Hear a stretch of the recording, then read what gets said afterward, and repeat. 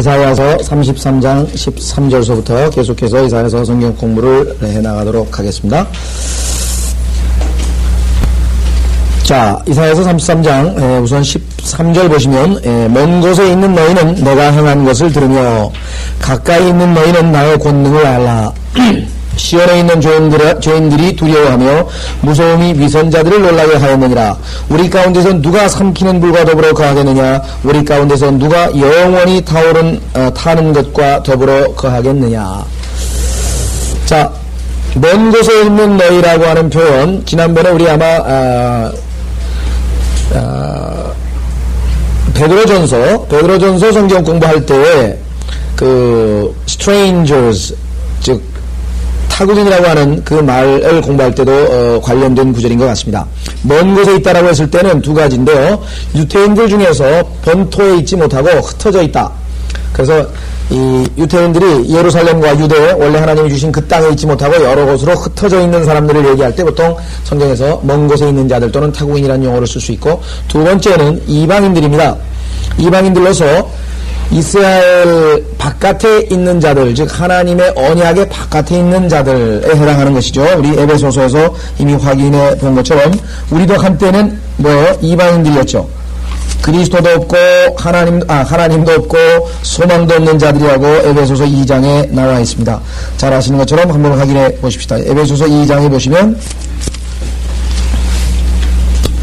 에베소서 2장에서 12절에 에베소서 2장 12절에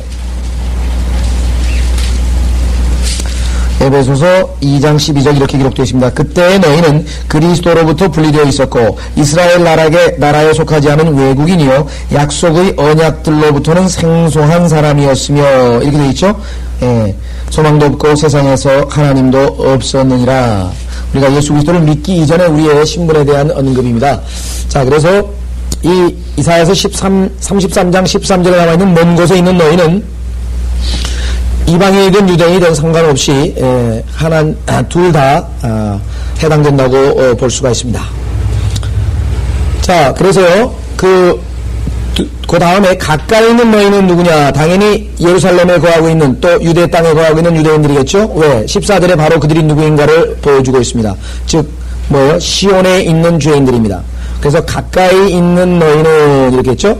자, 여기 보시면 먼 곳에 있는 너희는 내가 행한 것을 들으며, 그럼 하나님께서 행하신 것은 무엇이냐? 우리가 지난 시간에 공부했던 것처럼 7절, 8절, 9절, 10절, 11절, 12절 그 바로 앞 구절들을 얘기하는데, 그 내용들은 지난번에 우리가 봤던 것처럼 주님께서 재림하셔서 이방인들을 심판하시고, 그래서 심판하시는 그러한 재림의 장면이었습니다. 그래서 하나님께서 행하신 것들을 들으며 가까이 있는 너희는 나의 권능을 알라. 하나님께서 유다지파의 사자로서 예수 그리스도께서 오시는 것이죠. 오늘날 우리는 균형 잡힌 신앙생활을 해야 되는데, 첫째, 초림 때의 예수 그리스도를 통해서 우리가 어린 양이신 예수 그리스도에 대해서 은혜를 많이 받습니다. 나를 대신해서, 우리를 대신해서 십자가의 대속의 죽음을 죽으신 분, 나를 사랑하셔서 죽으신 분, 그렇죠? 그래서 이 어린 양이 우리에게 마음에 크게 와닿는 것은 물론 사실이고요. 빼놓을 수 없는 중요한 사실입니다. 그러나 지금 현재 예수 그리스도께서는 어린 양으로 계신 분은 아닙니다. 지금 현재 대제사장으로서 하늘에서 우리를 위하여 중보하시면서 어느 때를 기다리고 계시냐? 유다 지파의 사자로서 이 땅을 심판하시러 오는 그러한 재림하시는 주님으로서의 그러한 위치입니다. 그렇기 때문에 여기에 본문에도 보면은 권능을 알라. 내가 행한 것을 들으며 시온에 있는 죄인들이 두려워하며, 지금 우리는 주님을 사랑한다고 했습니다. 두려움과 떨림으로 우리가 신앙생활을 하지만 그것은 죄를 지으면 안 되니까, 우리 주님 앞에 우리가 죄를 지어서는 안 되니까 죄를 두려워하고 우리가 게으름을 두려워하고 우리의 나태를 두려워하고 우리의 헌신하지 않음을 두려워하지만 주님께서 우리를 버리실까봐 그것을 두려워하진 않습니다. 왜냐하면 하나님께서 우리에게 주시는 영은 두려워하는 영이 아니라고 했고, 사랑이 그렇게 된 자는 온전치 못하다고 했습니다. 주님께서 우리를 얼마나 사랑하시는지를 안다면 요한일서 5장에 나와 있는 것처럼, 4장에 나와 있는 것처럼 우리가 두려워하지 않습니다. 그러나 여기 보면은 예수 그리스도를 영접하지 아니하고 받아들이지 않았던 이방인들이 예수 그리스도께서 유다 지파의 사자로 위엄을 갖추시고 불꽃 같은 눈동자로 심판하시는 모습으로 내려오시게 되면 두려울 수밖에 없죠. 그야말로 그때는 두려울 수밖에 없습니다. 시온에 있는 죄인들이 두려워하며 무서움이 위선자들을 놀라게 하였느니라. 이 위선자에 대해서는 예수 그리스도께서도 바리새인들과 서기관들에 대해서 지적하면서 이 위선자들아, 우리 생각할 때는 그리스도인들이 그런 위선자란 말을 함부로 써도 되겠습니까? 조심해서 써야죠. 그리고 가능하면 안 쓰는 게 물론 좋겠습니다. 가능하면.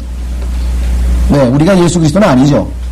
어떤 분은 예수님도 위선자라고 막 했는데 우리도 예수님의 본을 닫으려면 써야 되는 거 아니냐.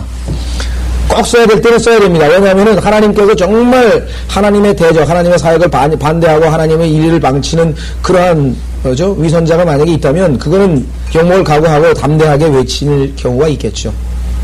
그러나 우리가 그런 용어를 우리가 쓸 때는 대단히 신중하게, 정말 주님께서 나에게 그 책망을 하기를 원하시는가, 그걸 신중하게 묻고 행동을 해야 될 것 같습니다. 그래서 어쨌거나 여기 위선자라고 하는 말은 성경적인 용어입니다.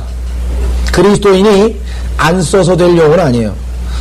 저도 한때 그런 생각을 가졌습니다만 우리 크리스천들이 대부분 보면은 균형이 안 잡혀요. 그러니까 그 은혜와, 그렇죠? 우리가 하나님의 말씀의 그 마음은 은혜로, 그 다음에 또 우리의 머리에는 성경적인 진리의 지식으로 가득 차 있어서 이게 균형이 잡혀야 되는데 한쪽으로 치우치는 경우가 많듯이 이 문제에서도 마찬가지입니다. 우리가 때로는 담대하고 또 진리에 관한 한 타협하지 말아야 하지만 또 형제들의 사랑으로 형제들의 허물을 덮어줘야 될 때도 있는 것입니다. 우리가 분별을 우리가 잘 해야 되겠죠. 신앙은 항상 양쪽 면이 있는 것이거든요. 그래서 부부싸움을 하면 그런다고 하잖아요. 제일 많이 싸우는 사람이 뭐냐면 그리스도인들 남편들은 뭐예요? 항상 베드로전서 딱 펴가지고 사라가 말이야 아브라함을 주라고 섬겼다고 그러는데 말이야 뭐 하는 거냐고 당신은. 그래서 그 구절 펴가지고서는 이제 뭐 아내에게 이제 남편에게 복종하라 해서 계속 펴대죠. 그러면 자매들은 또 어떻게 합니까? 뭐 없나요? 거기에 보면은 남편들에게 아내를 갖다가 죽기까지 사랑하란 말도 있고 또 특히 뭐예요? 창세기 보면은 아브라함에게 하나님께서 내 아내의 말을 들으라. 그 말이 있거든요. 그 뭐냐면 이스마엘하고 하가를 쫓아낼 때 쫓아내야 된다고 막 주장을 했는데 아브라함은 인간적인 생각으로 보니까 쫓아내서는 불쌍할 것 같은데 하나님께서는 뭐예요? 약속의 자녀가 아니기 때문에 쫓아내는 것이 하나님의 뜻이라고 했어요. 그래서 사실은 사라는 질투 때문에 쫓아내라고 한 거지만 하나님의 뜻은 질투 때문에 쫓아내는 건 아니고 그가 약속의 자녀가 아니고 육신적인 상황에서 하나님의 약속과 상관없이 얻은 자녀이기 때문에 들어주라고 한 얘기죠. 그걸 또 그냥 사라가 아주 의시되면서 보라고 말이에요. 문제는요, 지난번에도 말씀드렸지만은 아내에게 하나님의 말씀을 들이댈 필요가 없고 남편에게 하나님의 말씀을 들이대는 것은 어리석은 것입니다. 거꾸로 해야 돼요. 남편에 대해서 하나님께 자꾸 얘기를 해야 되고 아내에 대해서 하나님께 자꾸 얘기를 해야지 자기가 하나님도 아닌데 성경 들이대고 누구 왜 안 지키냐. 그건 하나님이 그 사람에게 하는 일이지 왜 지가 나가지고 왜 안 지키냐고 성경 들이대면 어떻게 돼. 그죠? 부부싸움도 그렇고요. 교회에서 싸우는 거 보면 전부 그거예요. 자기가 하나님에게 성경 들이대가지고 그 칼로 땅을 갖다가 들이댄다고. 물론 공식적인 설교나 성경 공부나 이런 공식적인 데서는 당연히 해야 되고 또 필요한 경우에는 정말 형제가 영적으로 하나님의 말씀으로 고침받아야 될 필요가 있을 때에는 어떤 부담이 있을 때에는 조심스럽게도 해야 되겠지만요. 대부분의 사람들은 사실은 그건 뭐예요? 하나님께서 그 사람에게 말씀하시면 그 사람이 하나님 앞에 순종하고 안 하고는 하나님과 그 사이에서 결정되는 건데 그거를 왜 제3자가 끼어들어가지고 당신 성경대로 안 하냐고 이렇게 얘기를 할 필요가 뭐예요? 차라리 뭐예요? 도저히 막 답답하고 안 통할 것 같으면 하나님 내 아내가 요즘에 너무너무 엘리면 이기적이고 욕심적이고 성경도 안 읽고 이러고 나를 괴롭히고 그런데 하나님께서 어떻게 좀 올바르게 고쳐주십시오. 그렇게 자꾸 기도를 하는 건 그건 괜찮죠. 반대로도 마찬가지. 하여간 근데요 또 그것도 보니까요. 그래서 저는 그거에 순종하기 위해서 싸움을 걸어오면 말 안 하거든요. 그랬더니 또 그게 더 성질이 안 되는 거야. 왜 다 대꾸를 안 하는 거야. 그래가지고 할 수 없이 지혜를 구해가지고 하여간 기분 안 나쁠 정도로 하여간 대꾸를 해야 돼요. 그래서 왜? 대꾸를 안 하면은 무시당하는 것 같대. 자연 무슨 초월한 사람이라고 말해. 여기서 지금 계속 공격을 해야 되면 뭐 대꾸가 나와야 되는데, 팔짱 끼고 그냥 아무렇지도 않다는 듯이, 그리고 대꾸를 안 한다 이거죠. 그래서 그런 거 보면, 대화가 안 통한다는 면에서는 이게 또 안 될 것 같더라고요. 그래서 그것도 하나님 지혜를 주셔가지고, 대꾸는 하되, 그죠? 예. 지혜롭게. 자, 조금 빗나갔습니다만, 어쨌거나 여기, 무서움이 위선자들 놀라게 하였느니라. 우리 가운데서 누가 삼키는 불과 더불어 거하겠느냐 그랬군요. 예, 누가 우리 가운데서 삼키는 불과 더하겠느냐. 이것이 아까 말씀드린 것처럼 예수 그리스도가 바로 뭐예요? 하나님의 아들로서 우리를 사랑하시어서 죽기까지 십자가에서 죽으신 분인 동시에 또 뭐예요? 이분은 나중에 재림하셔서 오실 때에는 완전히 온 지구를 말씀으로, 입에서 말씀이 나오는데 화염검으로 다 불태워버리는 그러한 심판주라고 하는 사실. 자, 한번 확인해 봅시다. 히브리서 10장 29절을 보시면요. 12장, 히브리서 12장 29절.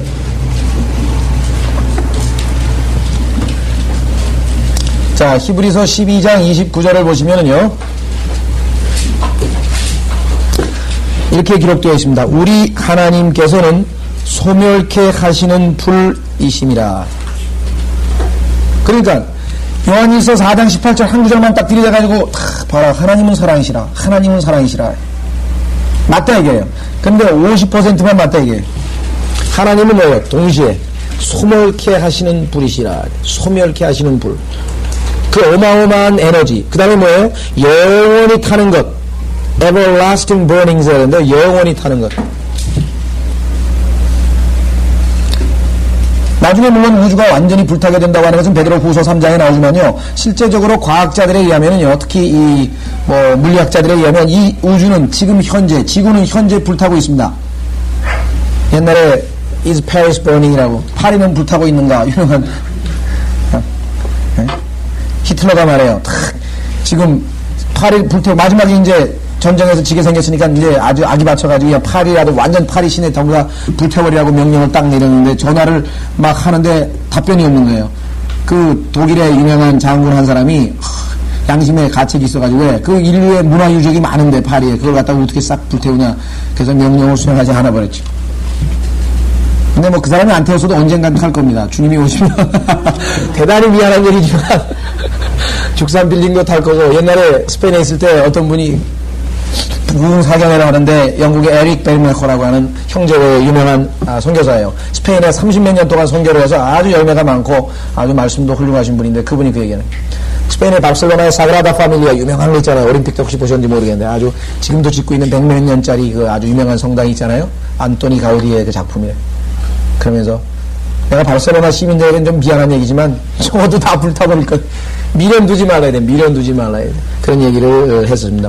영원히 불타는 것. 그런데요, 지금 이 지구가 불타고 있다는 거예요. 서서히 불타고 있어요. 어떻게 알 수 있어요? 쇳덩어리가 뭐예요? 산화되는 것. 여기 뭐 적어도 화공과 나온 사람은 나보다 더 잘 알겠죠. 쇳덩어리가 뭐예요? 서서히 해서 녹이 쓰는 게 뭐예요? 그게 사실은 산화되는 게 불타는 거죠, 사실은. 하나님께서 그거 뭐예요? 스위치만 속도만 좀 빨리 하면 확 타는 거고 서서히 타는 것뿐. 지금 현재 이미 하나님께서 불태우시는, 소멸케 하시는 분이심을 입증하고 있는 것입니다. 그건 제가 지어낸 얘기가 아니고 하여간 그 물리학자들이 그렇게 표현하는 게 옳답니다. 과학적으로 지금 현재 불타고 있다는 것이. 뿐만 아니라 영원히 불탄다. 참 대단히 죄송한 얘기인데요, 구원받은 사람은 영원한 하나님의 사랑과 은혜와 자비와 긍휼을 누리면서 영원히 행복하게 삽니다. 그런데 지옥에 가는 사람은 예수 그리스도를 하나님의 아들에게 입맞추라고 분명히 얘기했는데 그 예수 그리스도를 거부하고 예수 그리스도를 안 받아들인 사람들은요, 영원한 하나님의 뭐예요? 불타는 뭐예요? 영원한 에너지를, 영원한 임재를 맛보면서 영원히 고통스러워하는 거예요. 이게 참 세디스트 같아서 좀 죄송한데요, 그 사실이에요. 보세요. 로마서 9장에 이렇게 써있다고요. 문제는 뭐냐면 우리는 긍정적인 편에 선 거예요. 영원하신 하나님의 사랑과 은혜와 자비와 긍휼을 우리는 영원토록 누리는 거고, 반대로 예수 그리스도를 거부한 사람들은 뭐예요? 영원토록 뭘 누리냐면은 하나님의 파워와 에너지를 누리는데, 문제는 뭐냐면 고통 가운데 누리는 게 문제가 생기는. 왜? 이 세상에서 영원히 안 꺼지는 불이면 뭐예요? 그건 하나님의 에너지죠. 영원 무궁한. 그래서 여기서 지금 everlasting burnings가 바로 로마서 9장에 나와 있습니다. 여러분과 제가 구원받았다고 하는 사실, 그것이 때로는 우리가 루틴하게 하루 살다 보면 뭐 구원받은 게 그거지 뭐 싶은 때가 있어요. 어떨 때는 감격이 다 사라질 때가 있대. 그러나 이런 구절들을 우리가 보면요, 이게 구원받은 것이 얼마만큼 엄청나게 큰 행복인가를 우리가 맛볼 수가 있습니다. 자, 보십시오. 9장 20절. 로마서 9장 20절에 아니라 이 사람아, 내가 누구에게 하나님께 대꾸하느냐? 지음을 받은 것이 지음에게 어찌하여 나를 이같이 만들었냐고 말할 수 있겠느냐?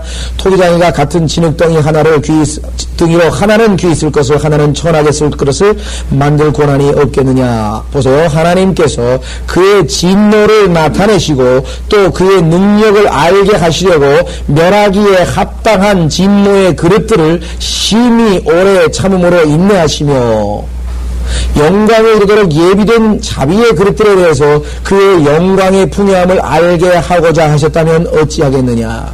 자, 여기 보시면 진노를 나타내시고자 그의 능력을 알게 하시려고 멸하기에 합당한 진노의 그릇들, 그게 바로 뭐냐면 여러분과 저였거든요. 그런데 예수 그리스도를 보내서 그 진노를 대신받게 하시고 예수 그리스도를 받아들인 사람에게는 그 진노에서 면하게 해 주신다고 하는 것입니다. 이것을 우리는 자비라고 그러고, 이것을 우리는 은혜라고 그러고, 이것을 우리는 긍휼이라고 그러고, 그렇습니다. 자비와 긍휼은 성경에서 부정적인 측면입니다. 그 얘기는 무슨 소리냐면, 하나님께서 우리에게 마땅히 뭐예요? 징벌하셔야 되는데 안 하시는 거예요. 때리시고, 심판하시고, 징벌하시고, 하셔야 되는데 아니하실 때 우리가 자비와 긍휼이라고. 반대로, 은혜라고 할 때는 긍정적인 얘기입니다. 뭐냐면, 주실 필요가 없는데, 의무감이, 왜? 잘한 게 있어야지. 근데 거저 주시는 거예요. 그죠? 우리에게 생명 주시고, 구원 주시고, 성령 주시고, 성경 주시고, 먹을 거 주시고, 입을 거 주시고, 형제 주시고, 가족 주시고. 그래서 뭐예요? 우리에게 주는 모든 것을 주시는 하나님께 뭐예요? 인조이. 잘 향유하면서, 그렇죠? 살라. 디모데전서 보면은 하나님께서 우리에게 주신 건강, 우리에게 주신 물질, 우리에게 주신 가족의 사랑, 우리에게 주신 형제간의 사랑, 교회 모든 것들을 우리가 즐길 수 있는 그러한 권한이 우리에게 있습니다. 모조리 금욕주의가 돼가지고 그냥 부모 사랑도 그런 건 다 육신적이고 형제 사랑도 다 육신적이고 모조리 다 그게 아닙니다. 향유케 하시는 분이라고 분명하게 말씀하셨대. 인조이라고 하는 단어가 우리 그리스도인에게 주어진 단어래. 감사함으로. 그렇잖아요. 육신적인 사람이라면 밥을 왜 먹냐, 이게 밥은. 육신적인 건 아니고, 밥을 왜 먹어요? 영적인 거만 먹어야지. 그잖아요? 밥을 먹으면서 뭐야? 하나님께 감사함으로 먹으면 그 지극히 영적인 사람입니다. 그죠? 감사함으로, 하나님이 주신 것 알고, 기쁨으로, 감사함으로 하나님의 손길을 느끼면서 먹는 거는 지극히 영적인 것이. 자, 그래서 여기 영원한 진노, 영원한 불이라고 하는 단어. 그래서 여러분과 저는 그 영원한, 그죠? 삼키는 불과 더불어 영원히 타오르는 것과 더불어 거할 수 있는 그러한 자격을 그 하나님과 우리가 거할 수 있는 그러한 자가 되었습니다. 자, 아까 여기서 14절에 한 가지 짚고 넘어갈 것이 있는데 죄인들이라고 하는 단어입니다. 왜냐하면 성경에서 죄인들이라고 하는 단어는 아주 조심해서 써야 됩니다. 왜? 일반적으로 그리스도인들은 죄인들 하면은 머릿속에 떠오르는 게 뭐냐면요. 뭐예요? 모든 사람이 죄를 범하였으며 하나님의 영광에 이르지 못하더니 의인은 없나니 한 사람도 없도다. 따라서 뭐예요? 하나님 앞에 모든 인간이 다 죄인이잖아요. 그런 의미로 쓰여진 구절이 있고, 그것은 특히 이제 신약에서 바울 서신에 주로 그런 의미로 쓰였고, 그러나 성경 복음서를 비롯한 구약 성경에서는 우리가 일상적으로 쓰는 의미에서의 죄인입니다. 저 같은 죄인이 할 말이 있나요? 진짜 도덕적으로 뭐예요? 타락하고 누가 뭐든지 뭐예요? 저 사람은 죄인이다라고 하는 그런 의미에서의 죄인을 얘기하는 것입니다. 문맥에서. 자, 우리가 성경에서 한번 확인해 보겠습니다. 누가복음 7장. 혼동하시면 안 돼요. 그러니까 어떤 분들은 자기에게 해당도 안 되는데 막 갖다 왜 여기서 지금 일반적으로 얘기하는 죄인들이 얘기할 때 나도 죄인이니까 그래서 교리적으로 갖다 적용하면 안 맞는다. 이게 안 맞아요. 자, 자, 누가복음 7장 37절.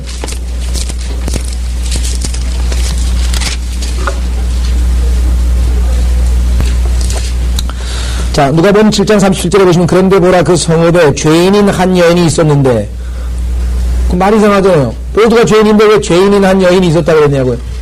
도덕적으로 뭐 타락한 여자죠.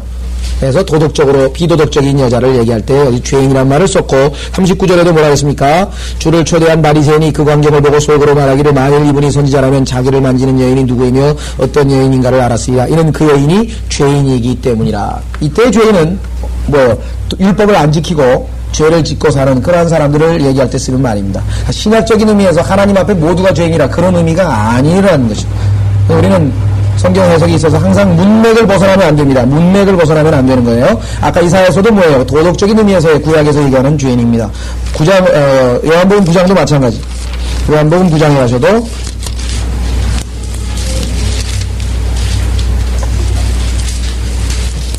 요한복음 9장 24절에 보시면 그러므로 유대인들이 소경이었던 그 사람을 다시 불러서 그에게 말하기를 하나님께 영광을 돌리라. 우리는 이 사람이 죄인인 줄 아노라. 그렇죠? 자, 31절. 이제 우리가 아는 것은 하나님께서는 죄인들을 듣지 않으시나 누구든지 하나님을 경배하고 그분의 뜻을 행하면 하나님께서 그를 들으신다는 것이다. 그럼 이 구절에서 죄인이란 단어는 금방 뜻 나오죠. 하나님을 경배하지 아니하고 그분의 뜻을 행하지 않는 자들 이렇게 되겠죠. 네. 자, 그 다음에 죄인 갈라디아서 이 구절을 보시면 2장 15절 바울도 교리적으로는 뭐예요? 모든 사람이 죄인이라고 하는 의미로 썼지만 어느 상황에서는 자기 개인적인 얘기를 할 때에는 자기가 유대인이기 때문에 유대인 아닌 다른 모든 이방인들을 죄인으로 취급하는 그러한 습관을 그대로 가지고 있었습니다. 그렇잖아요. 여러분들 그리스도인이죠. 그리스도인이면은 모든 사람에 대해서 편견 없이 대해야 되잖아요. 그렇다고 해서 우리가 예를 들면은 일본 내 무슨 문부상이 망언을 해가지고 무슨 독도가 어쩌고 그 다음에 우리는 태평양 전쟁 때 그런 위안부 문제도 있고 그래가지고 망발을 가끔가다 하잖아요. 그 놈들은 어떻게 돼요? 그 순간에는 한국인으로 돌아가는 거 아니에요? 흥분을 하면서 이런 놈이가 있냐고. 그렇죠? 바울도 마찬가지로 얘기해요. 바울도 평상시에는 그리스도인으로 얘기를 하지만 자기가 유대인이라고 하는 그것이 항상 갖고 있는 본래적인 것이기 때문에 상황에 따라서는 여기 갈라디아서 2장 15절을 보시면 우리는 본래 유대인이요 이방의 죄인들이 아니로되 그럼 자기는 죄인이 아니라 이때의 죄인도 역시 뭐예요? 우리는 율법을 지키려고 애를 쓰는 사람이지만 이방인들은 율법하고 상관없이 지멋대로 사는 그런 죄인들, 하나님을 경배 안 하는 그런 죄인들이 우리가 아니라고 하는 의미로 쓰였습니다. 그러니까 성경에서 죄인이라고 하는 단어가 나올 때는 신약 교리적인 측면에서 누구든지 하나님 보시기에는 똑같은 죄인이다. 로마서의 3장에 나오는 아무도 차별이 없느니라.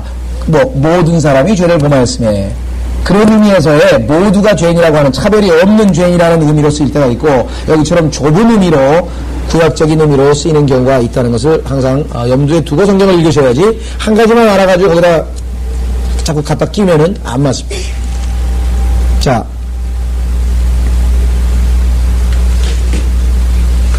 제일 성경 해석 잘못하는 사람들이 바로 그런 거거든요.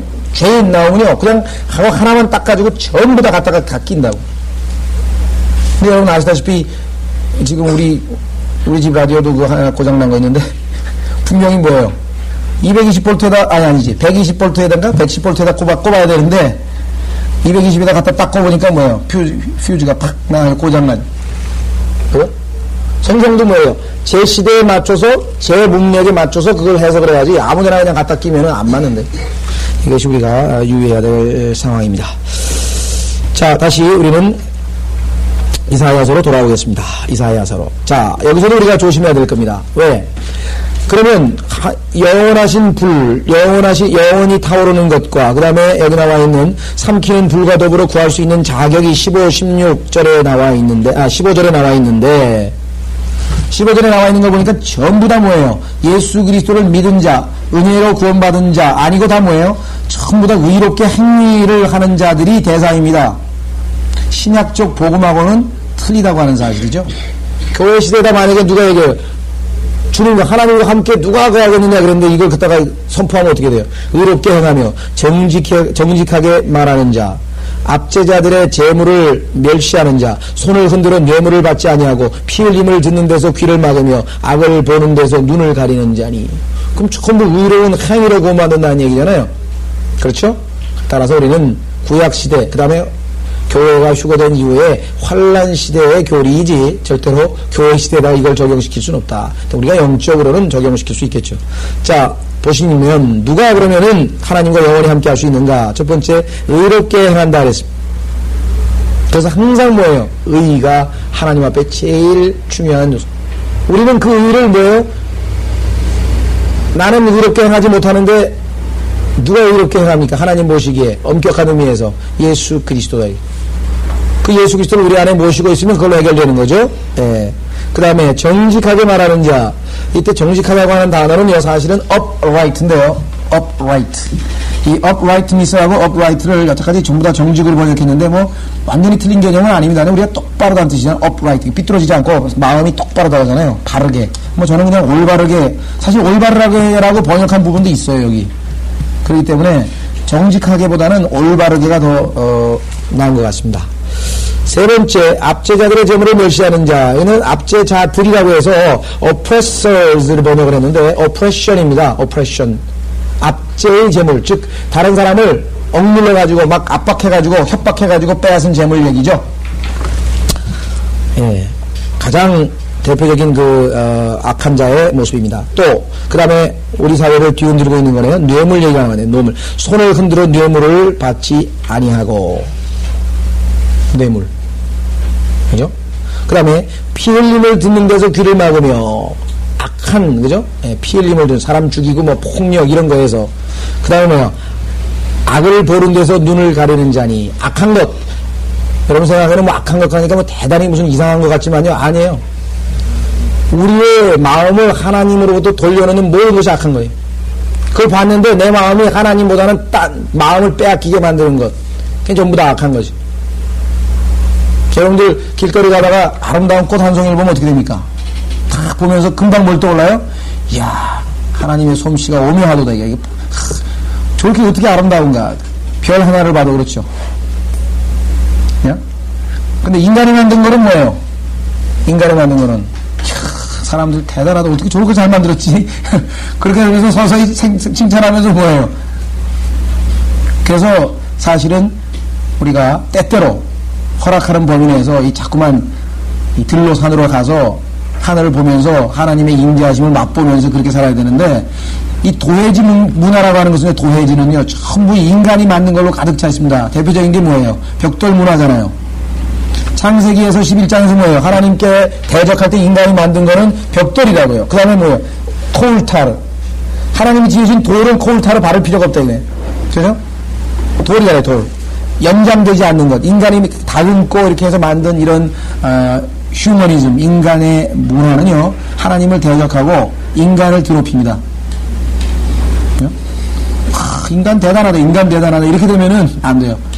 예, 하나님을 우리가 드높이는 그런 것들이 우리 주변에 있어야 되는데, 도회지 문명 자체가 자꾸만 뭐예요? 없어지죠.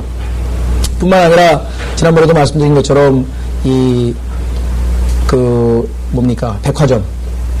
백화점은 그야말로, 물론 창문이 바깥에 있긴 있는지 모르겠지만요, 백화점은 하여간 이 밀폐된 공간에서 하여간 인간이 만든, 그래서 인간의 마음을 인간으로 향하게 하는 대표적인 거죠. 바깥에 뭘 내다볼 수가 없어요. 나무나 뭐가 없어요. 그냥 완전히 밀폐된 공간에서. 여러분 생각에는 그게 그렇게까지 그러냐, 심각하다고요. 실제적으로 제가 여러 번 아마 들은 분도 계시겠지만은 아주 상징적인 말이기 때문에 말씀을 드리면은, 그 입체파 화가 중에 몽드리앙이라는 화가가 있습니다. 유명한 아주 세계적인 거장 중에 한 사람인데, 그 사람은 어렸을 때 주일학교를 다녔어요. 썬데이 스쿨을 다녀가지고 창세기도 배우고 모두 배웠어요. 근데 나중에 마음이 악해져가지고 세상적인 것들에 물들어가지고 마음이 완악하게 돼가지고 결국은 무신론자가 된 사람이에요. 그래서 뉴욕에서 자기의 스튜디오죠. 아틀리에라고 그러나요? 하여간 뭐 그림을 그리는 화실에서 이렇게 그림을 그립니다. 근데 바깥 창문으로 뭐가 보여요? 몇 구로 안 남은 뉴욕 그 스트리트에 나무, 가로수가 몇 그루 눈에 들어온다 이 말이에요. 근데 가로수는 즉시로 그에게 뭘 연상시키냐면은 창세기를 연상시킨 거예요. 그래서 뭐예요? 짜증이 나는 거예요. 무신론 자가 창세기가 생각이 났으니 양심이 가책이 생겼을 거 아니에요. 그래가지고 즉시로 뭐라고 소리를 질러대냐면 이 멍청이 같은 건축가들 창문 없는 건물 하나 못 만들어? 왜? 하나님의 창조의 세계가 나를 뭐예요? 심기를 불편하게 했다 이거죠. 완전히 차단됐으면 거기서 누가 뭐예요? 내가 신이다 이게 내가 신. 그래서 문학사조 중에 보면은 창조주의라는 게 있습니다. 창조주의. 그 얘기는 뭐냐면 신이여 뭐 장미에 대해서 노래하지 말고 장미를 창조하시오. 얼마나 멋있어요. 장미가 아름답다 하지 말고 장미를 창조하여 내라 이게.